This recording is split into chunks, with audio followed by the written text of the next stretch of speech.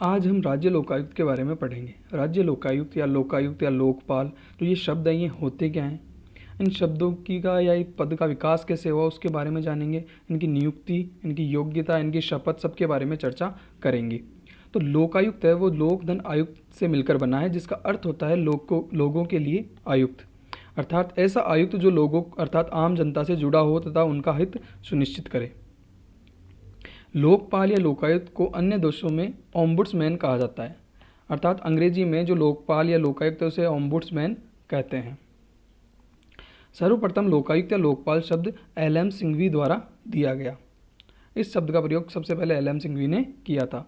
फिर 1963 में एक समिति आती है, प्रशासनिक सुधार समिति, जिसकी अध्यक्षता शिवचरण माथुर कर रहे होते हैं।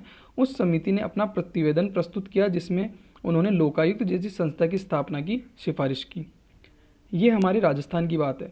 अब अगर राष्ट्रीय स्तर पर बात करें तो सन 1966 में प्रथम प्रशासनिक सुधार आयोग आया, जिसके अध्यक्ष थे मोरारजी देसाई। उस आयोग ने लोकपाल और लोकायुक्त की सिफारिश दी। तो राजस्थान में बात करें तो सबसे पहले इस संस्था की स्थापना की सिफारिश प्रशासनिक सुधार समिति ने की थी, और राष्ट्रीय स्तर पर देखें तो प्रशासनिक सुधार आयोग जो मोरारजी देसाई की अध्यक्षता में बना था, उसने लोकपाल और लोकायुक्त की सिफारिश दी। उसके इसी संदर्भ में राजस्थान लोकायुक्त और उप लोकायुक्त अधिनियम 1973 में पारित किया जाता है।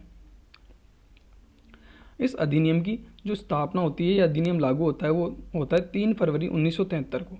3 फरवरी 1973 को राजस्थान में लोकायुक्त का पद सृजित हो जाता है और उप लोकायुक्त का पद भी सृजित हो जाता है। जो हमारे प्रथम लोकायुक्त थे वो थे आई.डी. दुआ। उसके बाद में जो पहले उप लोकायुक्त थे वो थे के.पी.यू. मेनन। जो प्रथम हमारे उप लोकायुक्त थे वो केवल एक ही रहे हैं, उसके बाद से ये पद खाली है। तो वर्तमान में हमारे कोई उप लोकायुक्त नहीं है। सर्वप्रथम लोकायुक्त अधिनियम ओडिशा में आया था।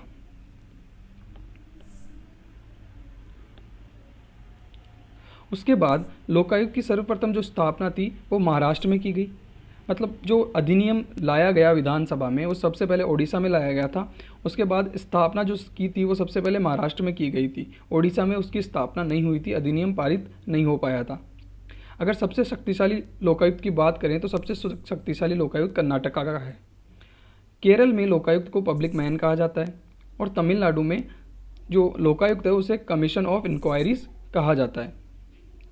अब बात करते हैं राजस्थान की। तो अब तक राजस्थान में 13 लोकायुक्त रहे हैं। जो पहले थे वो अभी पहले पढ़ा था अपन ने, आई.डी. दुआ थे। और जो 12वें नंबर के लोकायुक्त थे वो थे एस.एस. कोठारी साहब।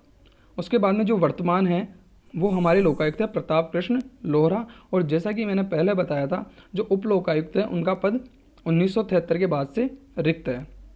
अब जानते हैं कि जो लोकायुक्त होता है उनके कार्य क्या क्या होते हैं। तो इनका मुख्य कार्य होता है भ्रष्टाचारियों के विरुद्ध संज्ञान लेना या उनकी जांच करना। और दूसरा कार्य है यदि कोई लोक सेवक अपने पद का दुरुपयोग कर रहा है तो उसकी भी जांच करना। यहाँ जो लोकायुक्त है वो दंडिक कार्रवाई नहीं कर सकता। मतलब जो लोकायुक्त होते हैं उन्हें केवल सिविल अधिकार दिए गए हैं, सिविल न्यायालय होता है उन्हीं के अधिकार दिए गए हैं। वह समन जारी कर सकता है, उनको पेशी के लिए बुला सकता है, लेकिन उनको दंड नहीं दे सकता। जो लोकायुक्त होता है वो जांच करके फिर उस जांच की रिपोर्ट को विधानसभा में प्रस्तुत कर देता है, जिससे विधानसभा उनके खिलाफ कोई भी कार्रवाई कर सकती है न्यायालय के द्वारा। अब आता है जो लोकायुक्त होता है वो निम्न पदों की जांच नहीं कर सकता।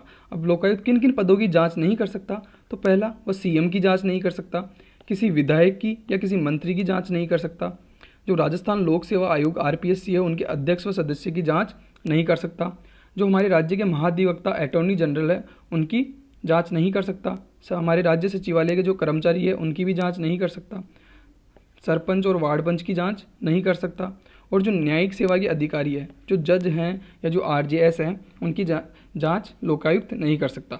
उसके बाद में आता है कि जो 5 साल से पुराने मामले होते हैं उनकी जांच भी लोकायुक्त के द्वारा नहीं की जा सकती। फिर लोकायुक्त जांच किनकी कर सकता है, ये जो अभी मैंने बताए हैं इनके अतिरिक्त जो भी पद होते हैं जो राजस्थान में, उनमें सभी की जांच लोकायुक्त कर सकता है। अब जानते हैं कि लोकायुक्त की योग्यता क्या होती है, उसकी नियुक्ति कौन करते हैं, उन्हें शपथ कौन दिलाते हैं, उनका कार्यकाल कितना होता है और वो त्यागपत्र किससे देते हैं। तो सबसे पहले बात करते हैं नियुक्ति की। तो जो लोकायुक्त होता है उनकी नियुक्ति करते हैं राज्यपाल चयन समिति की सिफारिश पर। उसके बाद इन्हें शपथ कौन दिलाता है, तो राज्यपाल या राज्यपाल के द्वारा नियुक्त प्राधिकारी लोकायुक्त को शपथ दिलाता है। अब इनके कार्यकाल की बात करें तो लोकायुक्त का कार्यकाल 5 वर्ष या 65 वर्ष की आयु जो भी पहले हो, या तो वह 5 वर्ष का कार्यकाल पूरा करेगा। यदि 5 वर्ष के कार्यकाल से पहले ही उनकी जो आयु है वो 65 वर्ष हो जाती है तो उनका कार्यकाल समाप्त हो जाएगा। अब बात आती है त्यागपत्र की। तो जो लोकायुक्त है वो त्यागपत्र राज्यपाल को अपने हस्ताक्षर द्वारा संबोधित करते हैं। और योग्यता की बात करें तो लोकायुक्त बनने के लिए या तो वह सुप्रीम कोर्ट के जज हों या फिर हाई कोर्ट के मुख्य न्यायाधीश रहे हों, ये दोनों ही योग्यता लोकायुक्त बनने के लिए रखी जाती है। अब आता है पद से हटाना। तो यदि कोई लोकायुक्त कदाचार का दोषी है या फिर असमर्थता,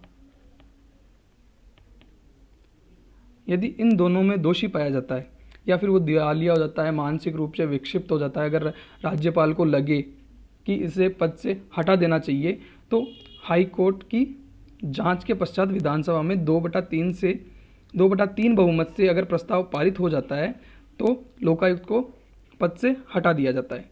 दोबारा देखते हैं, अगर राज्यपाल को लगे कि जो लोकायुक्त है वो अपना पद का जो निर्वहन कर रहा है उसमें असमर्थ है या फिर वह दिवालिया हो चुका है या मानसिक रूप से विक्षिप्त है या फिर कोई लाभ का पद धारण कर रहा है अन्य जगह, तो राज्यपाल हाई कोर्ट की जांच समिति बैठाते हैं।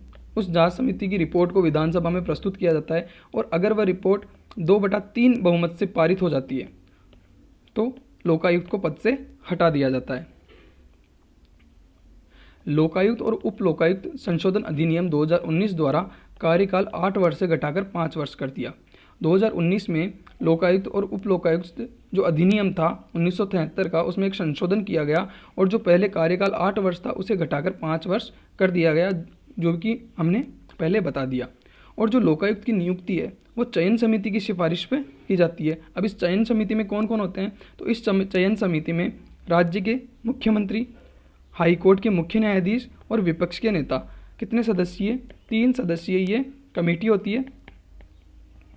इस कमेटी की सिफारिश पे लोकायुक्त की नियुक्ति की जाती है।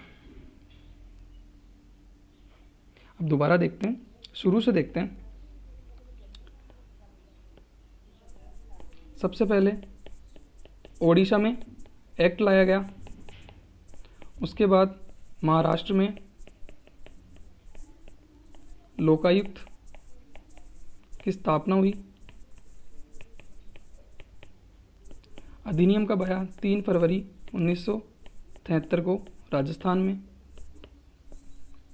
फर्स्ट लोकायुक्त ID दुआ, उसके बाद में उप लोकायुक्त KPU मेनन। वर्तमान की बात करें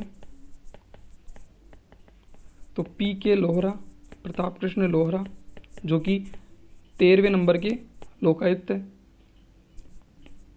संशोधन 2019 में कार्यकाल 8 वर्ष से 5 वर्ष कर दिया गया।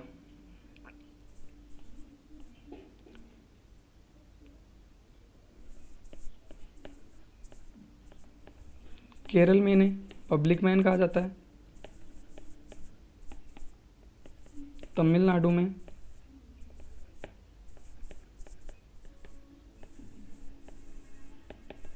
कमीशन ऑफ इंक्वायरीज कहा जाता है। नियुक्ति राज्यपाल, शपथ राज्यपाल, पद से हटाना